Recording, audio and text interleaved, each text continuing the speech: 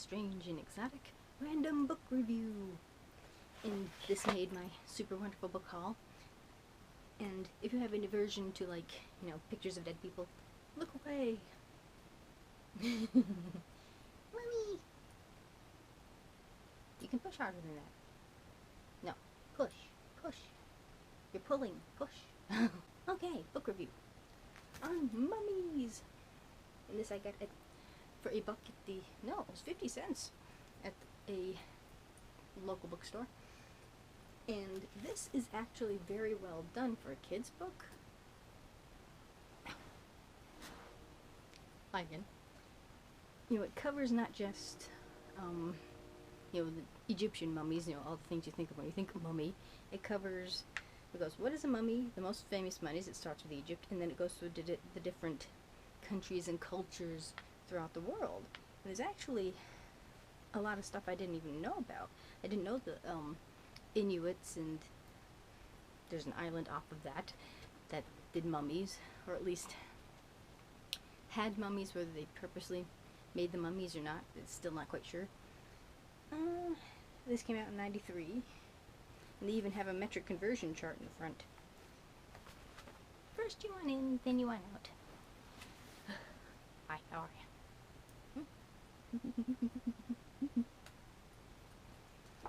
And it's got really interesting information on, like, different, the reasons why they made mummies, like the legend of Osiris and Isis in Egypt, and the different tales that may have led to mummification and why they mummified. And some of these are really, really interesting. Like, I didn't know the Incans made mummy baskets, where there's a person kind of curled up inside. And a lot of these I'd known about through my dabblings of history. Like, I know Otzi the Iceman and the little Incan boy. But there's a lot of information that really kind of is surprising. And then there's a list a little bit in the back. It's like, where to see mummies. They found a Siberian, see, what are you, a mammoth?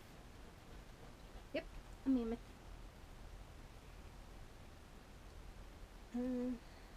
Oh, the different places where they found mummies, like the different caves, and then you have the different museums.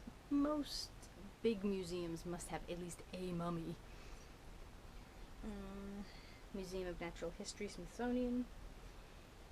So, if you're interested in mummies and slowly, you know, and it goes on the back. It goes, all mummies aren't from pyramids in Egypt, and no matter where they're found, mummies can't walk, talk, or put curses on the living. And it starts off kind of saying, it's like, don't be afraid, but respect them anyway, you know. But even if mummies can't open their mouths, they can and do solve mysteries. In the bodies, clothes, and artifacts of ancient mummies, modern researchers are uncovering clues to the past ways of life and the attitudes towards death. In Mummies and Their Mysteries, you'll travel around the world, from the sun-parched graveyards in Peru to the snow-covered mountain peaks of the Austrian Alps, hunting for mummies and uncovering their mysteries. And there's one case where they couldn't quite figure out why these people, you know, died in the strange way that they did. It was the South Pole, I think it was. And they finally tested them. They realized they had lead poisoning because the food they brought with them, the cans were sealed with lead. So they're like, why are they bringing furniture when there's, like, you know, when they're, you know, why are they leaving when they have food? Then, you know, the spies, when they did leave, they're bringing, like, furniture and weird stuff, and they realized they had lead poisoning. So it's really kind of interesting to find, you know, out a lot of, you know, the information of how and why and who, and very, very interesting.